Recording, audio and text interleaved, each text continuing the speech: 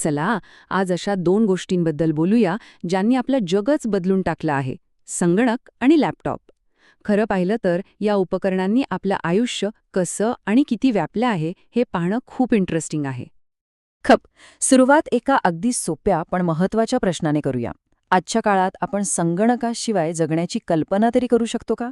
हाच प्रश्न या संपूर्ण चर्चेचा पाया आहे. सगळ्यात आधी हे समजून घेऊया की आजच्या काळात तंत्रज्ञानाची भूमिका नेमकी काय आहे. कारण आता ही फक्त काही मशीन राहिलेली नाहीयेत, तर आपल्या रोजच्या जगण्याचा एक अविभाज्य भाग बनली आहेत.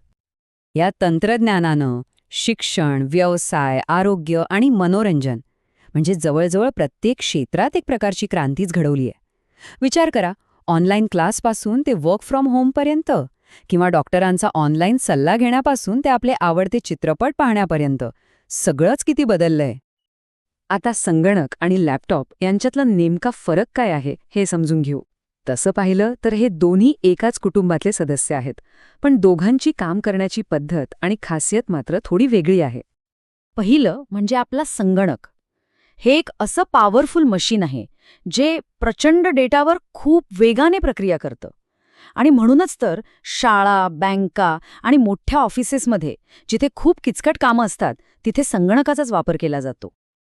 आणि मग येतो लॅपटॉप, जो खरं तर संगणकाचाच एक छोटा हलका फुलका अवतार आहे. त्याला कुठेही अगदी सहजपणे घेऊन जाता येतं आणि तो बॅटरीवर चालत असल्यामुळे आज तो खूपच लोकप्रिय झाला आहे. म्हणजे सोप्या भाषेत सांगायचं तर मुख्य फरक हाच आहे. संगणक हा एका जागी ठेवून जास्त ताकदीची कामं करण्यासाठी बनवला आहे, तर लॅपटॉप आपल्याला कुठेही काम करण्याचं स्वातंत्र्य देतो. चला आता बघूया की या उपकरणांनी आपल्या आयुष्यात जे जबरदस्त फायदे आणले आहेत ते नेमके कोणते आहेत. सगळ्यात महत्त्वाचं म्हणजे ज्ञानाचा एक अथांग सागर आपल्यासाठी खुला झालाय. आपला खूप वेळ वाचतोय आणि घरबसल्या शिक्षण किंवा काम करण्याची सोय तर आहेच. इतकंच नाही तर डिझायनिंग आणि प्रोग्रॅमिंग सारख्या क्रिएटिव्ह कामांसाठी तर ही उपकरणं म्हणजे एक वरदानच आहेत.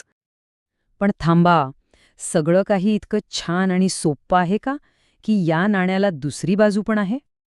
आणि हो, प्रत्येक शक्तिशाली गोष्टीप्रमाणेच संगणक आणि लॅपटॉपचेही काही मोठे तोटे आहेत आणि ते जाणून घेणंही तितकंच महत्त्वाचं आहे.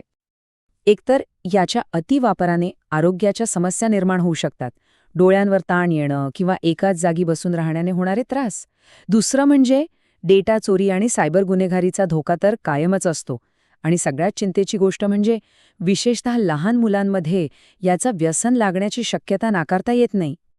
मग प्रश्न असा येतो की या सगळ्या फायद्या आणि तोट्यांमध्ये तोल कसा साधायचा? पुढे काय करायला हवं? याचं उत्तर खरं तर एका महत्त्वाच्या विचारात दडलेलं आहे.